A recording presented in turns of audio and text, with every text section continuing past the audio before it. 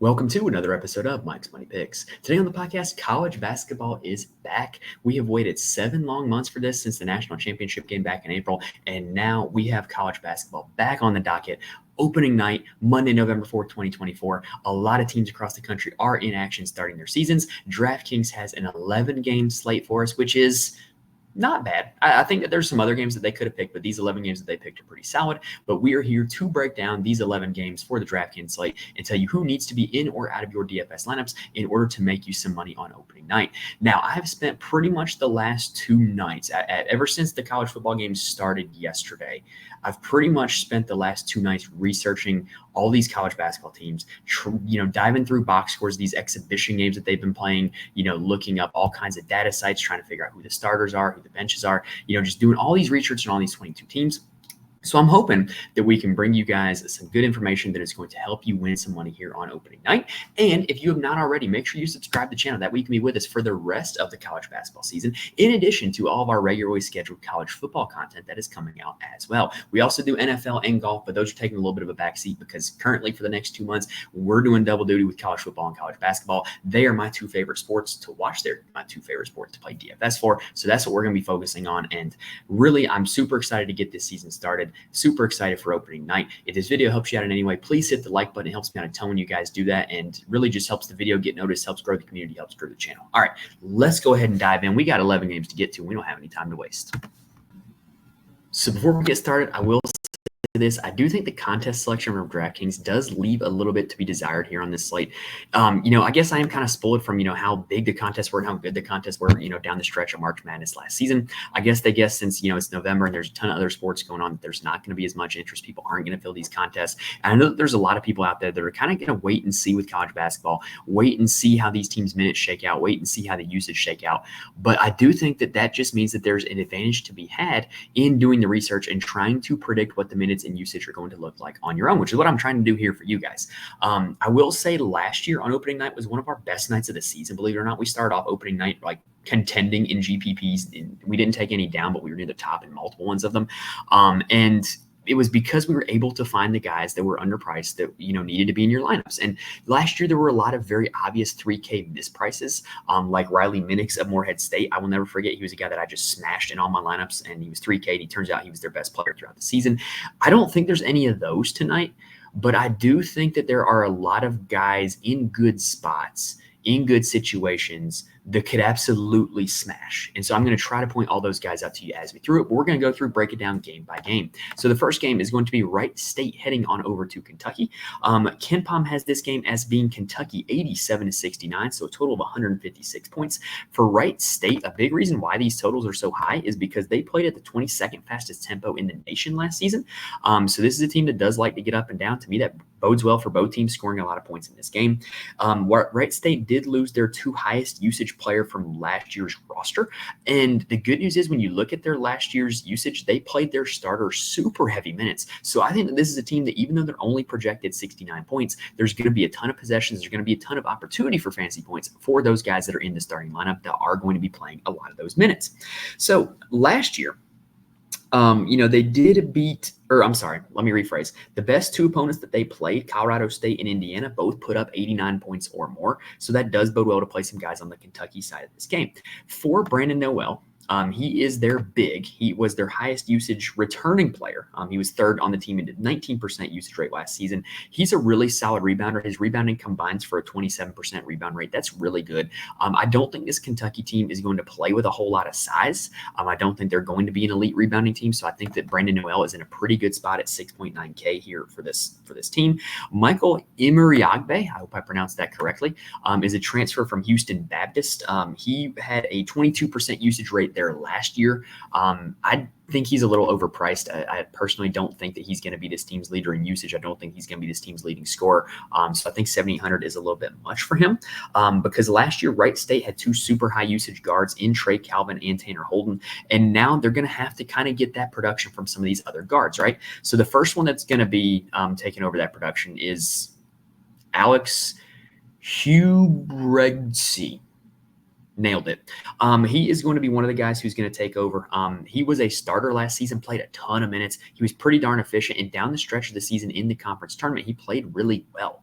ending the season with 4 straight DraftKings games over 28 fantasy points. So I really do think he's in a really good spot. I think he's a natural candidate to take over a lot of that usage left by Calvin and Holden.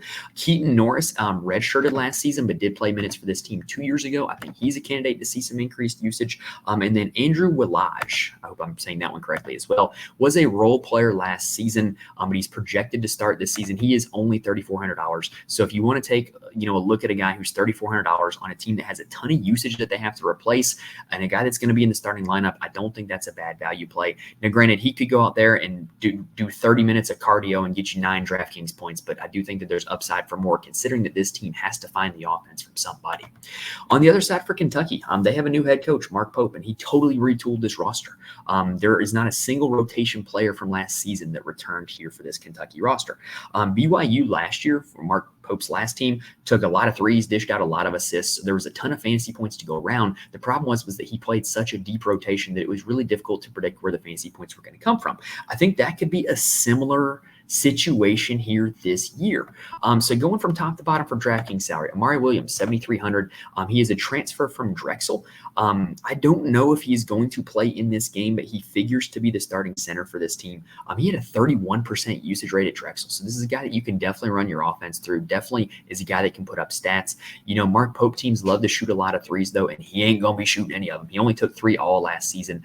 So he's also questionable for this game. I don't know whether he plays or not, but to me, his profile doesn't really profile what I think of when I think of a Mark Pope team, but it's a really good matchup against a Wright State team that's going to push the tempo, and there's going to be plenty of opportunities for rebounds.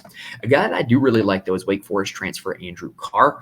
Running joke last year was that I would always accidentally call him Austin Carr from the Cleveland Cavaliers back in the 1970s. Andrew Carr is a stretch 4. He didn't have the highest of usage rates at Wake, but he had some big time performances. He can really get hot from 3. And to me, he's like the perfect type player that Mark Pope is going to want to play through. $6,600 to me is a very reasonable price tag for Andrew Carr. Jackson Robinson was BYU's usage leader last season. In my opinion, he was their best all-around player last season. He just didn't always see like north of 30 minutes because he came off the bench. I think that could be the case again this year, but $5,800, it's not a whole lot of opportunity cost if you want to take a chance on a guy who is certainly going to be getting a lot of touches when he is in the game. From there, Otega Owe is kind of a Swiss Army knife wing, does a lot of different things. Not the best shooter, though. So I don't necessarily think he's the best fit for this Kentucky team. A guy that I do think is a perfect fit for this Kentucky team is Kobe Brea. He's a transfer from Dayton, the nation's best three-point shooter by percentage last season. Because of his 2 games in the NCAA tournament where he went 9 for 16 from 3, he ended the season with exactly a 50% rate from 3, which is insane. And Mark Pope's offense is going to encourage a lot of three-point shooting. That's really good for Kobe Brea. He was playing on a Dayton team that played at an extremely slow tempo, that ran their offense through Deron Holmes, didn't exactly give a whole lot of opportunities for Brea to shoot that 3 at 50% clip. I think that this is a perfect spot for him. I think he's going to have ample opportunity to shoot. He also will rebound and assist. He's not just a one-dimensional player. I think Brea is a big-time breakout candidate this season. I think $4,800 is a great price for him on opening night. You generally want to get at least 4 times value for their salary in college basketball DFS, if not 5 or 6 if you want to win a GPP. Kobe Brea, pretty darn likely, in my opinion, to see north of 20 DraftKings points in this game. I think that's a great price tag for him, and I'm really likely to play him in some of my lineups.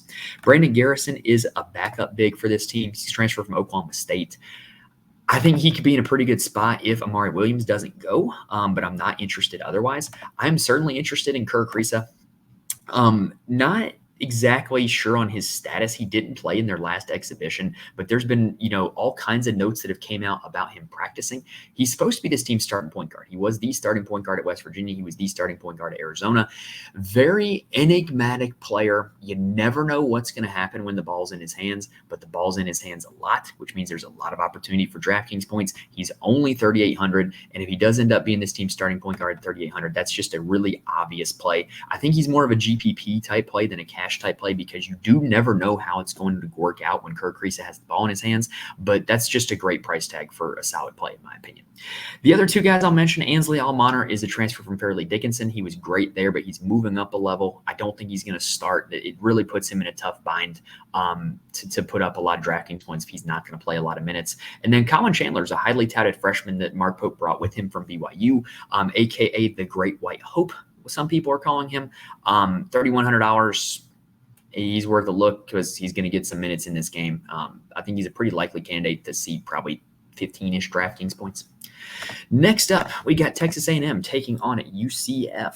Ken Palm has this one projected as 74-71 in favor of Texas A&M. That's a 145-point total. Texas A&M is one of the most puzzling rosters in the country, in my opinion. They have put together a roster of a ton of high-usage players that I just struggle to see how they will all fit together on one team. I struggle to see how they will all pay off their DraftKings price tags. I certainly don't want to be playing multiple examples of these players.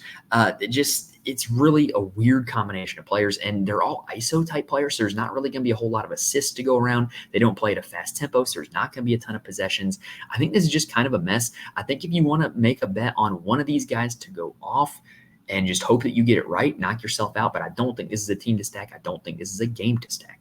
All three of Wade Taylor, Zurich Phelps, and Manny Obaseki all had north of a 26% usage rate last season. Wade Taylor was the alpha dog for the Aggies, as evidenced by just how he ended his season 5 for 26 against Houston. Yes, he took 26 shots in that game. Yes, he only made 5 of them. That's the type of player Wade Taylor is. He would rather be 5 for 26 than 5 for 24. He's going to keep shooting. I think he's the most likely candidate to take a ton of shots in this one, and his price tag reflects that at $9,100. I think there's better plays on the DraftKings board. Zurich Phelps is an SMU transfer. Didn't play in their last exhibition against Houston, but this is a guy that also had the ball in his hands a ton last year. I think he's going to see touches to Wade Taylor, though. Manny Obaseki finished the season really strong for Texas A&M last year. He emerged into the starting lineup. He emerged as a high-usage player. But I don't know. With Phelps and Taylor taking all the shots, there's not going to be that much left for Obaseki. At the big man position, we really complained last year on this show about how Texas A&M rotated their bigs a ton. And I see that being an issue again this year. Anderson Garcia is returning. Henry Coleman is returning. Solomon Washington is returning. Pharrell Payne transferred in from Minnesota. And there's just not enough minutes and usage to go around for those bigs for all of them to hit value at their price tags. If you have feelings about one of them as a player, or if you've got an inside source, or if you think you've got a read on one of them, go for it. But I just don't think it's a very viable situation to target. On the UCF side, they have a pretty projectable starting lineup, in my opinion. Their best player is likely to be Darius Johnson. He was their leader in usage last season. He had some big-time performances, multiple of over 50 DraftKings points. But Texas A&M, like we mentioned, is a team that's going to play pretty good defense. They're going to slow the game down. I don't think this is the best spot to target a guy like him at a price tag of $8,600.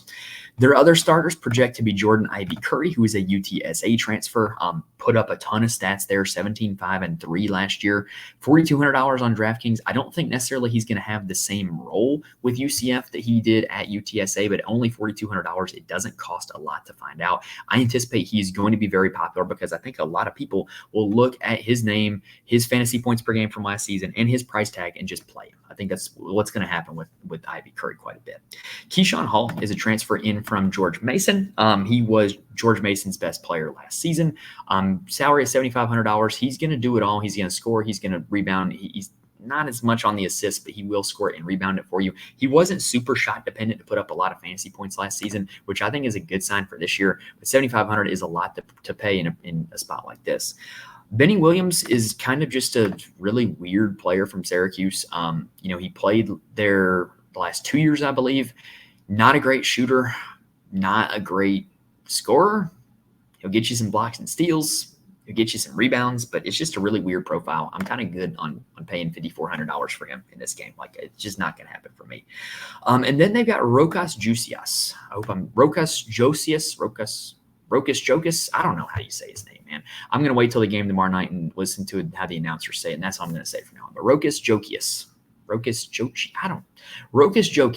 That's what I'm going with. He is going to start at the 5 for this UCF team. He's a big man from LaSalle that transferred on in. $3,400, not a lot to pay for a guy who's going to start at center for one of these teams. Mustafa Cham, I don't know. He is going to be the backup big man. He's at $4,100. Not a bad price tag. The other guys that are going to come off the bench, Jalen Sellers is just a gunner off the bench. I think that's going to be what's going to happen for him this year. Mikey Williams, former super big time recruit, had a lot of stuff go on since then. Only $3,500. If you're somebody who likes to bet on talent, Yeah, I'd bet on that talent at $3,500. And then down Debo Coleman, transfer from Georgia Tech, $3,900. He's also likely to be a contributor off the bench. For this UCF team, I'm probably most interested in taking a few shots at Keyshawn Hall because I do think he's pretty good. Ivy Curry is going to have my interest because, especially considering I think he's going to be highly owned. And I think that in college basketball, sometimes people overthink it with chalk, but in college basketball, there's a lot of good chalk, and sometimes playing guys who are highly owned is a smart move because they're the right play. And I'm definitely going to be taking shots with Rokas Jokic at $3,400 as a team starting center.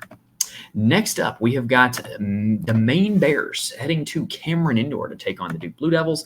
KenPom has this game projected to be 82-56 in favor of Duke. That's a game total of 138. That is one of the lowest on the slate. Why is it one of the lowest on the slate? Well, Maine was outside the top 300 in both tempo and offensive efficiency last season, according to KenPom.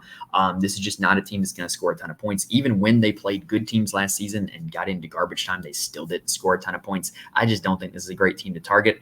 If you do think that they keep it close, though, if you do think that Duke just doesn't bring the intensity defensively, Kellen Tynes was second on the team in usage rate last season. He will likely be the guy that's going to carry the load this season. He's not an unreasonable price tag. If he were like $6,000 instead of $7,200, I would tell you that he was a good play, but I think he's a little expensive. The rest of the starting lineup is going to be Clayton, Lopez, Mantis, and Tutic. Tutic is their starting center, only $3,600. Duke, not exactly the best rebounding team last year. I don't expect them to be the best rebounding team this year. I might take a shot at that. On the Duke side, everything revolves around Cooper Flagg. I think he's going to be supremely highly owned. Anytime you have a talented freshman that's starting their career in college basketball DFS, everybody's interested to play him. He's going to be really highly owned, but it's for good reason. He's going to be a really good player. I don't think Maine has anybody that is a natural matchup for him. I think he's just a mismatch, like matchup nightmare. So I think he's going to be popular, but I think it's for good reason. I'm probably going to play him in a few lineups as my pay up option, but I'm certainly not going to go all in at like 100% a true freshman in their first game.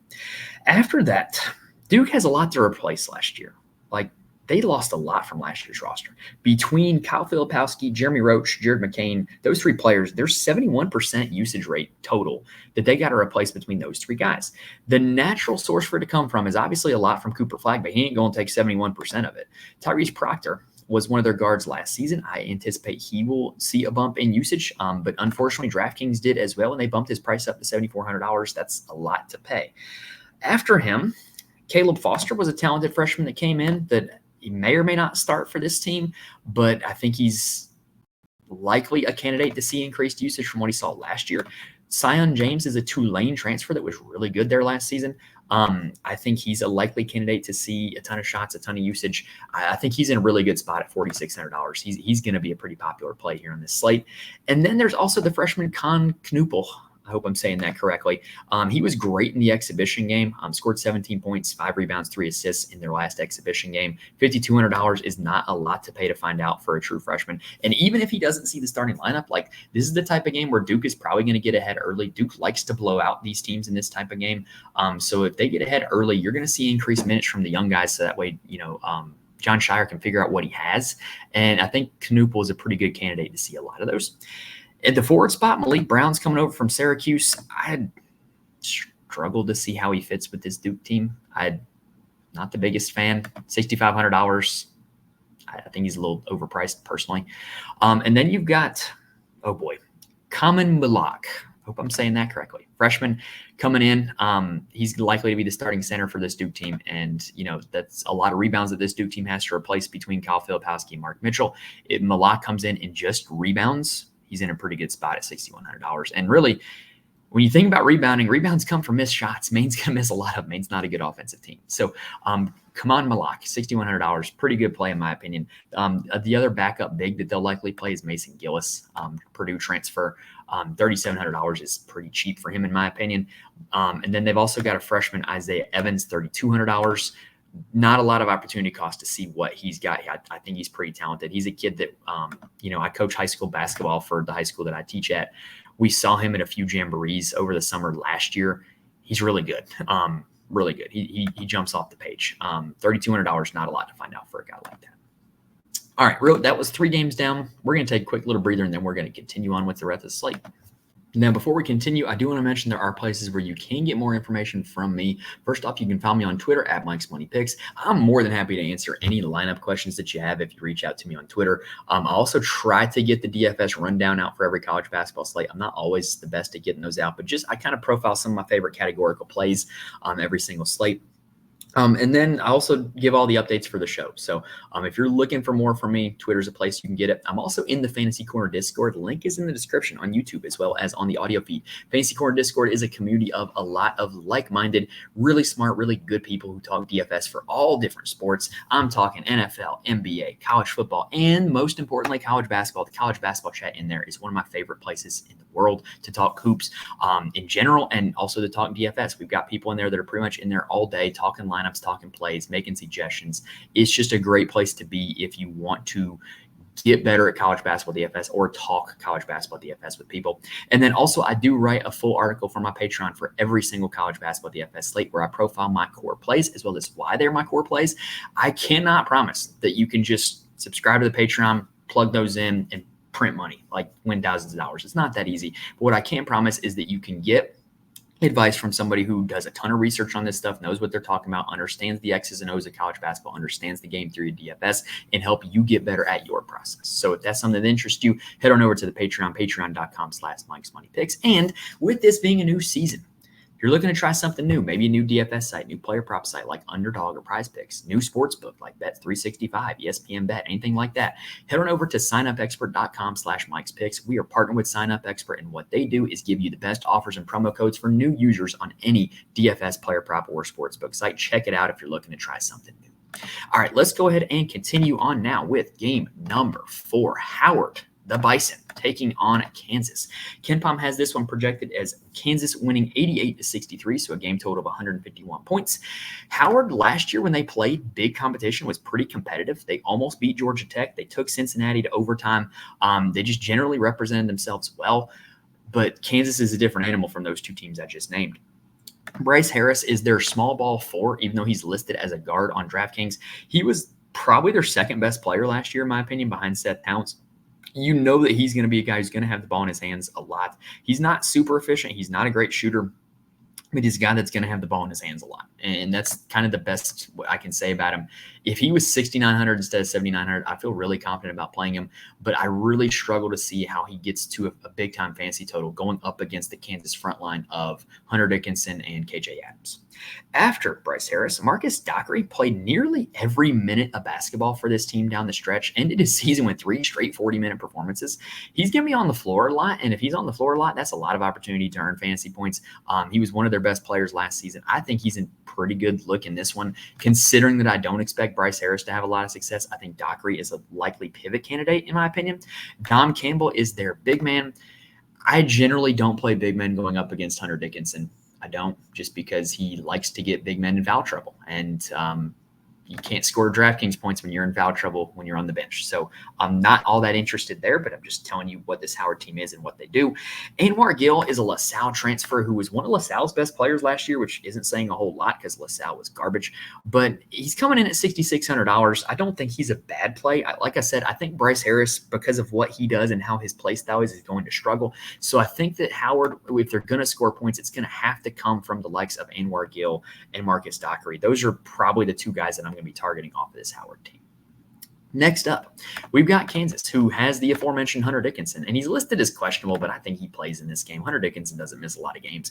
What you generally get from Hunter Dickinson, when you look back all the way to the start of last season, is you get these really good performances against these, kind of mediocre teams, but not a lot of minutes played. So what you have is you have a very narrow pathway to Hunter Dickinson to kind of hit value and give you a ton of DraftKings points, but it's a pathway that he generally walks on pretty well and doesn't lose his balance and makes it to the finish line because he is that good. He is a very high usage player, but just understand that you're probably not going to get 30 plus minutes out of him. You're probably not going to get like 75 DraftKings points out of him because he's not playing that many minutes, but he can give you that 40 to 50 in 24, 26 minutes. And I think that he's a pretty good candidate to do that here on this slate. When you look at the options in totality, He's not my favorite play in the 9K range, but he's not my least favorite play in the 9K range either. All these pay up options, I'm generally a guy who plays at 20 max and enters 20 lineups. All these pay up options are probably going to be in one lineup of mine at least, and I definitely extend that courtesy to Dickinson as well.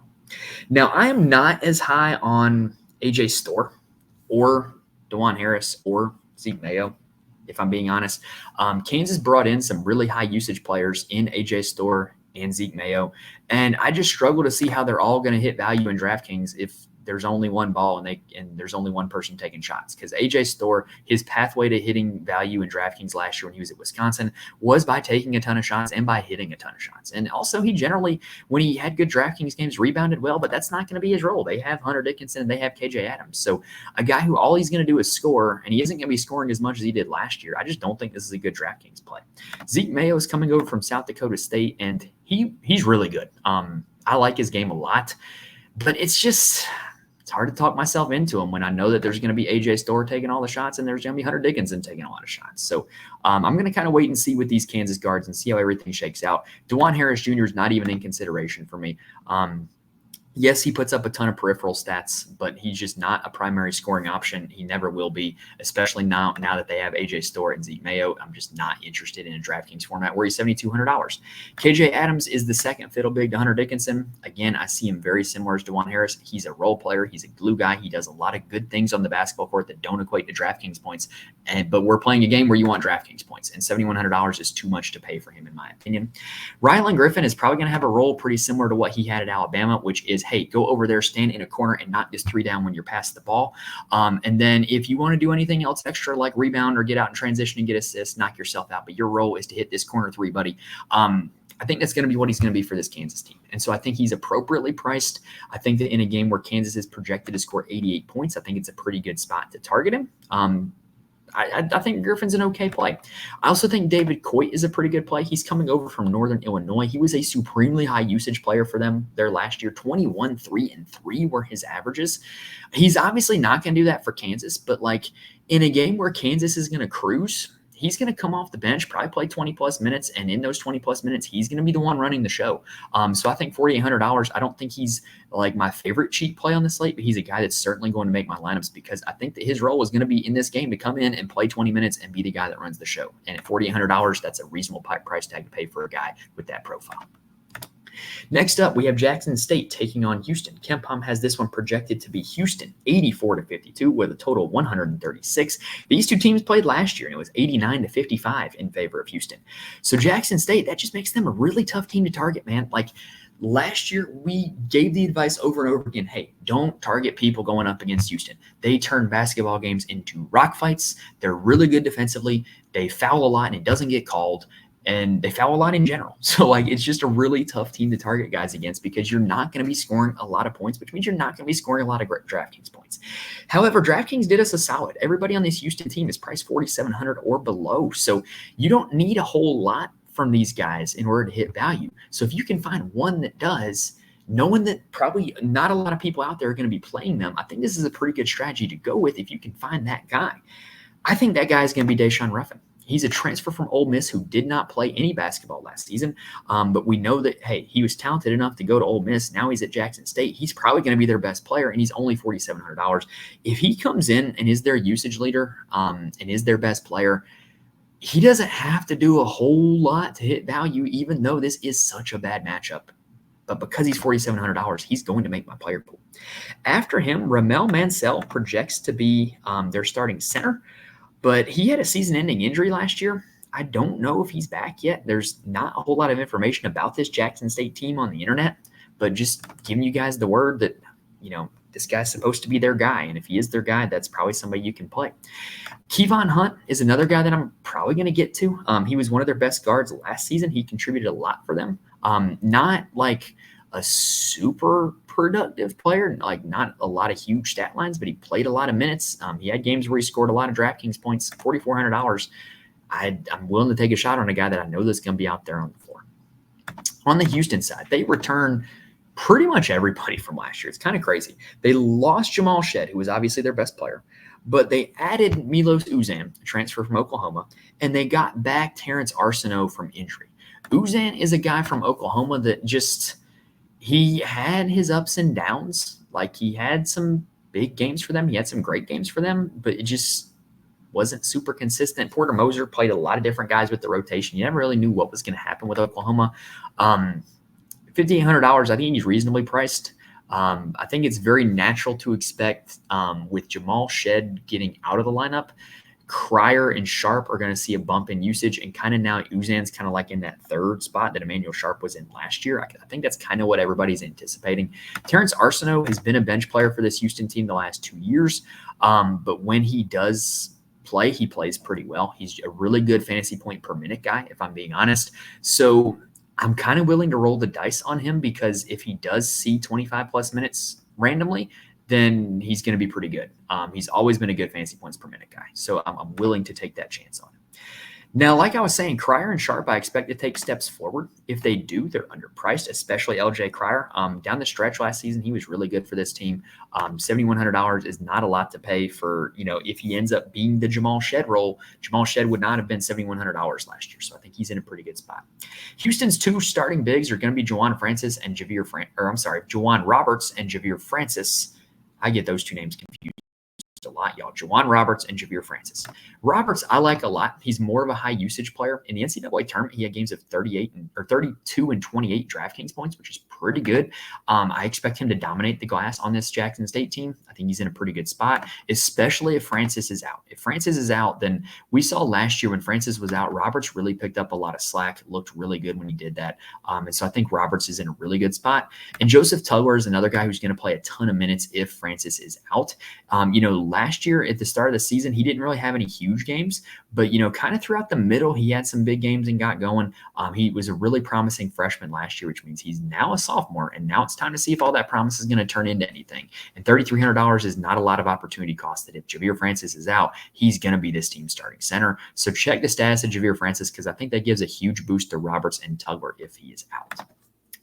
Next up, we've got Missouri taking on Memphis. KenPom has this game as 78-73 with a game total of 151 points. For Missouri, this team has a ton of transfers, and Dennis Gates is a coach who is notoriously cheeky with his lineups. He will switch it around at the drop of a hat. He will start a guy and play him 4 minutes and not play him the rest of the game. You never know what to expect with this Missouri team, and I genuinely have no idea what to expect now that they have a roster of almost entirely transfers. I would expect Tony Perkins, though. If I was betting on anybody, I would expect Tony Perkins to be this team's best player. 14-4-4 at Iowa last season. Really high usage player at Iowa. Iowa was a team that liked to get up and down, and large reason why was because he was the one pushing the tempo. I expect that to be the case against Missouri, who also historically has played at a pretty good tempo. So I think that Tony Perkins is in a pretty good spot. I wish he was a little bit cheaper, but he's a guy that I'm probably definitely going to have in my player pool. Tamar Bates is their best returning player. He had a 21% usage rate last season. I struggle to see how he's going to surpass that, and I struggle to see how he's going to surpass last year's performance, and he's priced up a lot more than he was last year, so I'm just going to pass on Tamar Bates. Jacob Cruz from Tennessee Martin was Tennessee Martin's best player last year. Now he is transferring up a level and is at Missouri. I don't know what to expect. But if you think that, hey, if you're just a ball guy and say, if a guy can play ball at one level, he can play ball at any level, then go play Jacob Cruz, because he was really good at Tennessee Martin. To be determined if he's going to be good at Missouri. Marcus Warwick is a transfer up from Northern Kentucky. He was one of their best players, but got a ton of shots en route to putting up 29 DraftKings points a game. I don't think he's going to get as many shots here on this team, so I'm going to kind of wait and see what ends up happening with this Missouri rotation before I play a guy like Warwick. I really do like Mark Mitchell. I like him a lot. He's a Duke transfer that never really had a big-time role in the offense. He was kind of just, standing around while Filipowski and McCain did their thing. He could have a role in this offense. He was always a good rebounder. I really like Mark Mitchell at $6,400. Memphis is a team last year that we played bigs against quite a bit because they played a fast tempo and they're not the best rebounding team. So I think that Mark Mitchell's in a really good spot at $6,400. And then Caleb Grill at $3,400. If you've ever seen Caleb Grill, you take one look at him and you know exactly what type of player he's going to be. Like, I mean that in the nicest way. You see a picture of him, you think of what a guy that looks like that plays like, it fits. Just trust me. He's only $3,400. He's a very enigmatic, very up and down player, a shooter that can get hot, can randomly have these 10 rebound games, can randomly have these big assist games, He's $3,400. I think that's way too cheap. He's a guy that's certainly going to be in my player pool here on this slate. On the other side of this game, we have the Memphis Tigers, who also have a roster full of transfers. In fact, when you look at everybody who left last season, it is over 100% of combined usage rates that they have to replace. That is wild. It's the highest of anybody on this slate, and it's to be determined how they're going to do it. But what the thing is, though, is that if any one of these guys takes a big step forward and ends up becoming a super high usage player, a super good scorer or big assist guy or anything like that, then they're going to smash their DraftKings price tag, especially in a game against a Missouri team that's going to look to push the tempo. PJ Haggerty was at Tulsa last season. He was Tulsa's best player by far, in my opinion. I watched them play my alma mater, Charlotte, the 49ers, and he was by far their best player. And I don't know if he's going to be Memphis' best player, but I do know is that he led the team in scoring and took the most shots in an exhibition against North Carolina. If he's going to lead the team in scoring and take the most shots here at Memphis, $7,600 is a reasonable price tag. I'm going to be playing PJ Haggerty. Tyrese Hunter, Texas is my team. He was always best suited as like a 1B or 1C option at Texas and at Iowa State. He's never been a number one option. If he emerges as a number one option, he could be great. There were glimpses of him being a number one option. There were times where he could take over games. There were times where he could look really good in isolated possessions, but he was never a number one guy over a full game. If he does become that guy, $6,400 is too cheap. Colby Rogers. Why was I thinking Chester Rogers? Who is Chester Rogers? Is like an old-timey backup running back, I think. Colby Rogers. We're not talking about Chester. We're talking about Colby Rogers. Is a Wichita State transfer. He was one of Wichita State's best players last season, was their leading scorer, 16 points a game. He could also be a guy that leads this team in scoring. And so I'm probably going to take my chances. Like I said, I'm playing 20 lineups. I'm going to take my chances on Haggerty, Hunter, and Rogers. They're all going to be in my player pool, and we're going to see which one it actually is, because if one of them does take the alpha role, they're going to smash that price tag. And that doesn't mean that the other two are going to be bad plays either, because they could always put up points in the peripheral stats. We've seen Hunter be a pretty big assist guy over the years. Now, the bigs for this team are where it gets messy. Dane Danger was a great fantasy points per minute player at Illinois. Supremely high usage player when he's in the game. Could not stay on the floor very long. Just could not. But when he's on the floor, puts up a ton of DraftKings points. If Memphis is going to play in big minutes, he can put up a ton of DraftKings points. But the problem is that he's going to be split minutes with a lot of different guys. You've got Tyreek Smith, who is a transfer in from SMU. You have got Nick Jourdain, who is actually a returning Memphis Tiger. What do you know? There is one of them. And then you've got Musa Cisse, who is a transfer in from Ole Miss. So I have no idea how the big rotation is going to shake out, but I know they got four of them that they're going to want to play. If Danger ends up playing 20-plus minutes, he's going to be a great play. So he's going to be a guy that is going to make my player pool. Yes, he could kill you with a goose egg. He could kill you with a 3-point DraftKings performance. But if he plays 20-plus minutes, it's very likely that he can deliver you 30-plus DraftKings points. And I don't think there's a lot of guys on this slate that have that same level of upside at that price tag. Next game up, we've got Florida taking on South Florida. KenPom has this one as Florida winning 79-71 with a game total of 150. This is South Florida's first game after the passing of their coach, Amir Abdur-Rahim. And you got to feel like this team's going to come out and play inspired basketball. Like a home game in this situation against an in-state rival who's, a level above them in terms of their conference, they're going to come out and play inspired. And I think there's going to be some guys on this South Florida team that I'm going to take shots on. Let's talk about Florida first. Walter Clayton Jr. was their best player last season, was their usage leader last season, 24% usage rate, which isn't all that high for a team's usage leader. I think he's in a pretty good spot to be that role again, and $7,500 is a pretty good price tag for a guy in that role. Florida did add Elijah Martin from Florida Atlantic. He was the Robin to Jonell Davis's Batman at Florida Atlantic. Had some big games, had some not big games. I think he's okay. I think he's little overpriced. He's a great rebounder for a guard. If he were in the 6K range, I would be playing him, but I think he's just a little overpriced. Will Richard is another returning Florida Gator. He kind of is just very unpredictable. Like he had some big scoring games last year. He had some big rebounding games last year. You just never knew when they were going to come. It's possible that he could have an expanded role from what he had last year, but I don't see it. And I think $6,300 is a little rich to pay for him, in my opinion.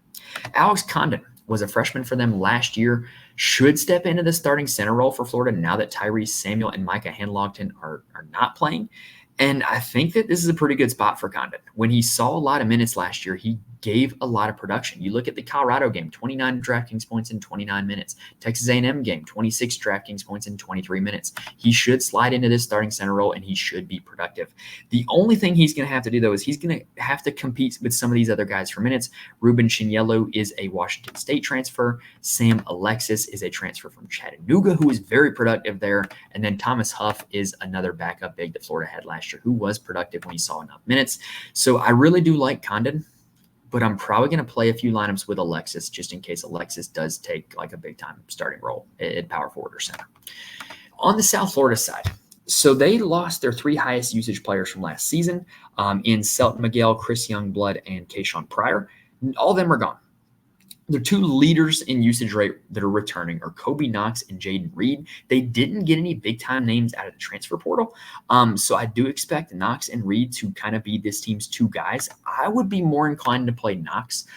He had some up and down games last year, but there were more ups than downs. He had some big-time performances. So he's a guy that I'm definitely going to be looking at. But like I said, I think you can target Reed as well. He's $800 cheaper, but I do think that it's more likely that Knox is the guy as opposed to Reed. Stroud, I think, is a little overpriced. He's more of a peripheral stats guy as opposed to a guy that's going to be like the alpha leading scorer on a team. So I would rather play Knox or Reed, in my opinion. A guy that I'm definitely going to be playing is Jameel Reynolds. He was nearly a fantasy point per minute guy at Temple last season. The problem is that they didn't play him a whole lot of minutes. But at $4,900, if he goes out there and he plays 25 minutes, he's probably going to give you 25 fantasy points. So he's a guy that's certainly going to make my player pool.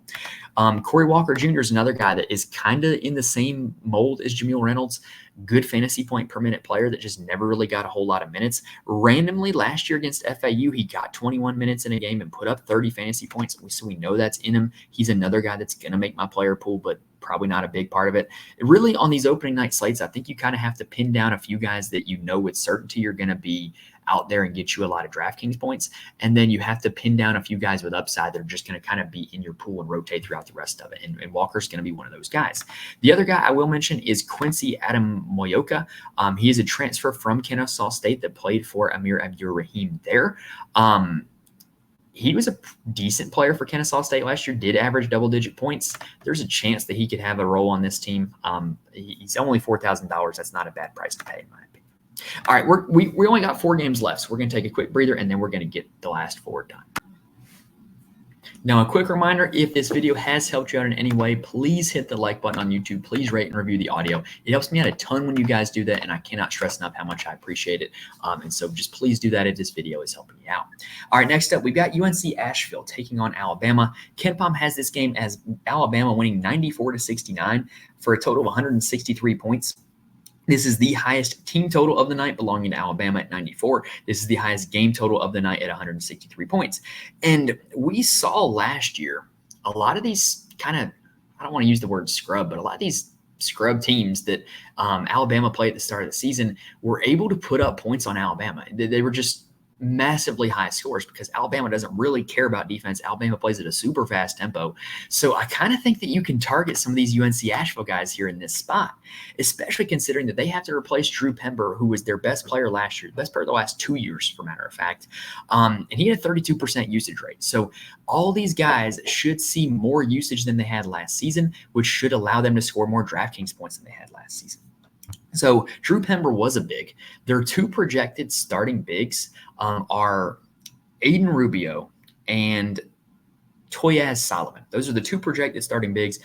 If you think that one of them is able to step into the Drew Pember role and be the big usage guy, knock yourself out. I'm not seeing that, but I haven't seen anything that indicates that. But teams do generally like to play with similar roles year in, year out. So if one of them does step into that role, it's an absolute smash spot. I might take a few chances on them, especially considering I'm going to try to deep dive this team a little bit more as we get closer to lock, because I do think that their opportunity is there.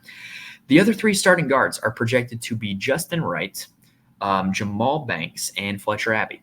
Those are the 3 projected starting guards. Banks is the one I'm the most interested in. Josh Banks, excuse me, not Jamal Banks. Why was I saying Jamal Banks? Josh Banks was second on the team in usage last season behind Drew Pember. He was their second leading scorer, averaging almost 13 a game. He's only $4,500 on DraftKings. And like I said, Alabama tends to give up a lot of points. So $4,500 for a guy who's going to likely lead his team in scoring, I think this is a really good spot for Josh Banks, in my opinion. For Alabama, the same is true on the other side of the coin for Alabama. Alabama gave up a lot of points in those games, but they also scored a lot. Each of their first 6 games of last season, they scored 92 points or more. So this is a team that's going to score a lot, and they're also going to give up a lot. Mark Sears is their best player. He is returning. He was their best player last year. That's not really up for debate. And you look at the opening games last year, he didn't play full minute loads in a lot of them, which didn't allow him to reach high fantasy totals. It's possible, but it's just not a super likely outcome if he's only going to play 24 minutes, that he's going to give you the DraftKings points you need at a salary of $9,300. I'm going to play him just because we know that the upside is there, especially if he has to play more minutes, but he's probably not going to be a big piece of my lineups. Just my opinion. Grant Nelson is next up at $7,000. So Grant Nelson was the starting 4 for this team last year. He's going to be the starting 4 again this year. He's a super athletic guy. The interesting thing with him is that he only averaged a little under 6 rebounds per game last year. It's not a lot. It's really not. One thing I will say, though, is I do think that he was really good at the start of the season last year in these games where he could just use his athleticism to his advantage, and he really ate up against lower competition. I think that's going to be the case again this year, so he's definitely going to make my player pool here on this slate. He is questionable because he did not play in their last exhibition against Wake, but I think he's going to play in this game. I don't think there's any drama there. They also did add Big Cliff Omoruyi from Rutgers in the transfer. Big Cliff, great player at Rutgers, rebounding machine. I think this sets up really well for Big Cliff. He blocks a lot of shots as well. Games against lower competition, I think, are really good for Big Cliff because I think he's going to be able to get a lot of rebounds because they're going to miss a lot of shots. I think he's going to be able to block a lot of shots, and I think Alabama is going to give him enough minutes that he can actually give you some fantasy or like DraftKings viable performances. So I do think this is a really good spot for Big Cliff at only $6,300. Darion Reed. Why did I say Darrell? I need this season to get going so I can start getting these names back down. So Darion Reed is a freshman that is looking to play a lot of minutes for this team. I don't know how good it's going to go, but I do know he's going to be out there a lot. He's worth a look. And then Chris Youngblood, I expect to miss this game. He hasn't played in either of the exhibitions for Alabama. I can't find like anything super detailed online, but I definitely expect him to miss this game. Latrell Wrightsell missed the last exhibition, but I expect him to play. He's just a corner shooter type of guy. I want to talk about Aiden Holloway, though. So Aiden Holloway, when he was at Auburn, I watched him on opening night against Baylor and fell in love. I really thought this guy was good. I thought he was going to be a pro player. I thought he did things that average college basketball players can't do. I was really interested in him. And then he just kind of was so up and down the rest of the season. Ended up getting benched and not doing a whole lot down the stretch. Would have random big games every now and then for Auburn. But now he's at Alabama. And he actually led the team in scoring against Wake in the exhibition with 20 points.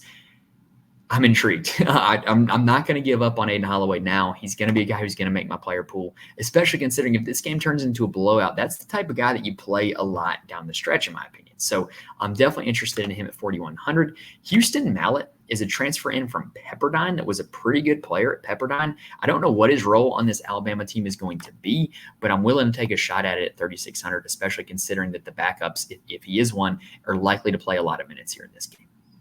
Next up, we've got Elon heading a 30-minute drive over to Chapel Hill for them to take on North Carolina. KenPom has this game projected to be North Carolina 88-61 for a total of 149 points. For Elon, this is not a good basketball team, but they do have TK Simpkins, who did lead them in usage last season, lead them in scoring, rebounding. Well, not lead them in rebounding, but led them in scoring last season, was a decent rebounder, decent assist guy as well. 30% usage rate last season for Simpkins. I expect that to continue this year. And even though the matchup is not good against North Carolina, you got to be interested anytime a guy has a usage rate that high. Sam Sherry is their big. He was third on the team in usage last season. Not super impressive stats, but I think this North Carolina front line is going to be interesting because I don't think we know what to expect from them. So maybe could be a little good matchup there for Sam Sherry. The other 3 starters are projected to be King at $3,600, Simpkins, who is at $3,000. Now, let me tell you this. His name online is listed as Tawan Simpkins. DraftKings has him as TJ Simpkins. We see this at the start of every college basketball season where the names don't match in the database and they have a 0 until somebody at DraftKings figures it out or somebody on Twitter lets them know that, hey, this guy's actually playing. You have his name in the system wrong. To me, this guy just has that written all over him. He's a freshman. He's supposed to start. But everything you see online has him listed as Tawan Simpkins, not TJ Simpkins. So don't be surprised if you see him have a 0 into the night on DraftKings when he's actually doing things. I feel like that's going to happen here. And just anticipating from what I know about DraftKings, what I know about college basketball, I just see that happening. And then the other starter is going to be Nick Dorn. So those are just kind of the guys for Elon that I do think you can consider, but not super duper interested. On the North Carolina side, they do return R.J. Davis and Elliot Cadeau. R.J. Davis was their leader in usage rate amongst the guards last season. Obviously, they had Armando Bacot for the bigs. Davis was kind of up and down last year, but more ups than downs. If this game stays decently close, he should have a really good opportunity to put up a lot of DraftKings points. Last year at the start of the season was not his best from a DraftKings perspective in these blowout games. But like I said, if the game does stay close enough for him to play boosted minutes, then you're going to see a lot of production from him. But you kind of need the game to stay close for him to play a lot, in my opinion. Elliot Cadeau was a freshman point guard for them last year. Carolina fans are really high on this guy. I think he's pretty good, honestly, after watching him. I don't know what his role is going to be this year, though. Is he going to be the, kind of the number 2 behind RJ Davis? If it is, he's a misprice on DraftKings. If he's just going to be kind of the same distributing point guard he was last year, he's a little overpriced on DraftKings. Freshman Ian Jackson is in, and I don't really know what to expect from him. I don't. But he's a 5-star, really highly touted recruit, supposed to be good. So he's $200 is price tag on DraftKings. Cade Tyson's coming over from Belmont. He's just a wing shooter. I don't see him having the same role with Carolina that he had with Belmont, personally. For the front court, no Armando Bacot, obviously. Van Allen Lubin, transferred in by way of Notre Dame and Vanderbilt, was a productive player at times for Vanderbilt last year. But he's more of a 4 than a 5. I don't know what to expect from him at all. He could kind of be in the Harrison Ingram role last year, which I think $6,800 for a guy in that role is pretty darn reasonable. He's a guy who is going to make my player pool, I will say. Jalen Washington is another guy who struggled to see the floor last year for Carolina. Looked great in the exhibition, though. He started at center, had 17 points, 6 boards, 2 assists, exhibition game against Memphis. I'm intrigued to play him because if he shows up like that, he's just simply underpriced. Jalen Withers is another guy who will play in the front court. Tyjon Claude, transfer from Georgia Tech, another guy who's going to play in the front court. We don't really know what to expect. But like I said, the 2 that I'm going to be playing are Van Allen Lubin because I've seen what he's done in his previous 2 schools, and Jalen Washington because of what he did in the exhibition game.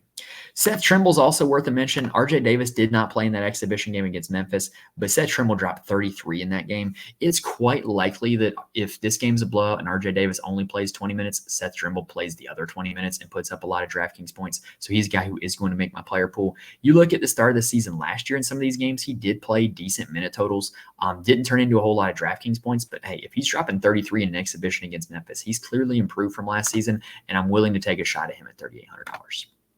All right, last 2 games of the night, and in my opinion, they're the 2 most important games of the night, most impactful games of the night, best games of the night. First up, we've got Ohio State taking on my Longhorns in Las Vegas. And why do we have 2 teams from the Eastern and Central time zones playing a neutral site game in Las Vegas at a 10:30 tip when all of their fans in their local times just want to be in bed? I don't understand it, but hey, TV dollars, right? So anyway, KenPom has this game projected to be 73-72 in favor of Texas with a game total of 145 points. For Ohio State, head coach Jake DeBoer's first full go-around, and he returns his point guard Bruce Thornton and a pretty much entirely brand new roster around him. Thornton was really good down the stretch for Ohio State last season. I think he's overpriced here on this slate. He's not my favorite play because of his price tag. I do like his game. I like his usage. I like his analytic numbers. I don't like his price tag.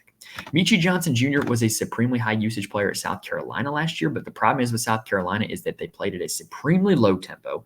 They played a lot of isolation basketball, so there's not a whole lot of opportunities for DraftKings points for assists and rebounds and otherwise.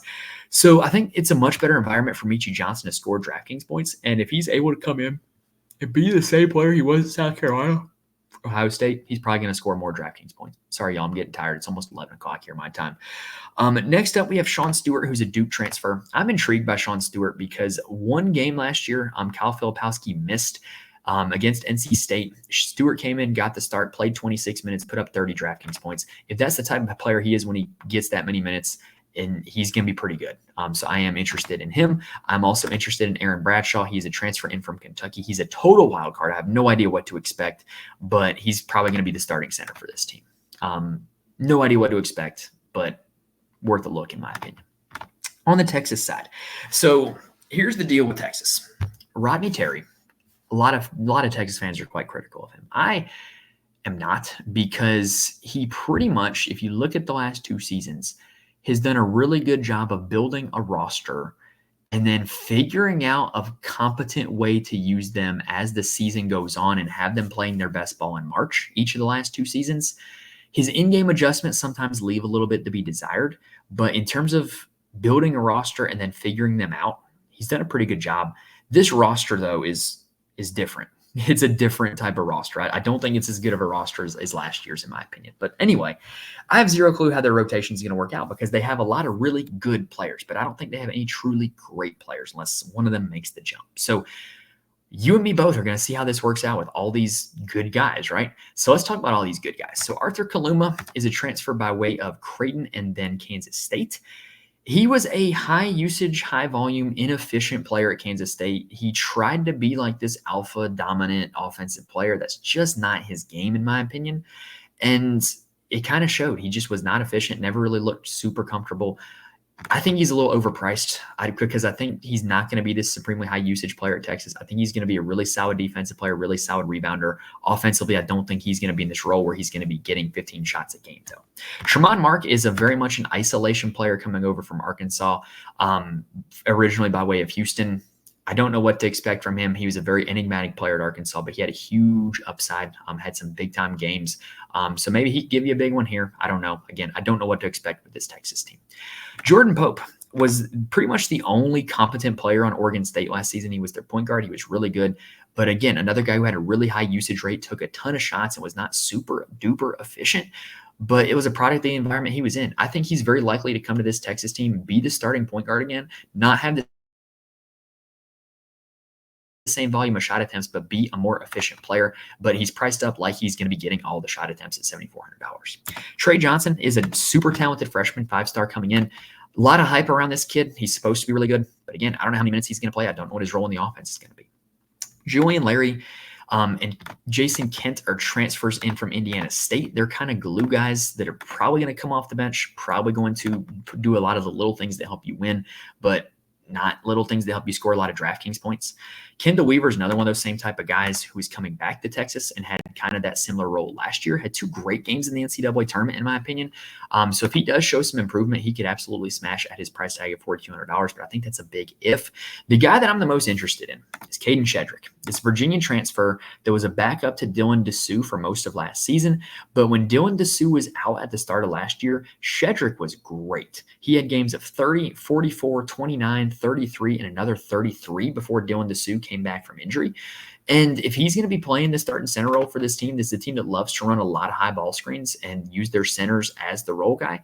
I think this is a great spot for Caden Shedrick. I think if he ends up taking the Dylan Dessou role, he's not going to be priced at $6,000 for long. He's a guy who's going to make my player pool for sure.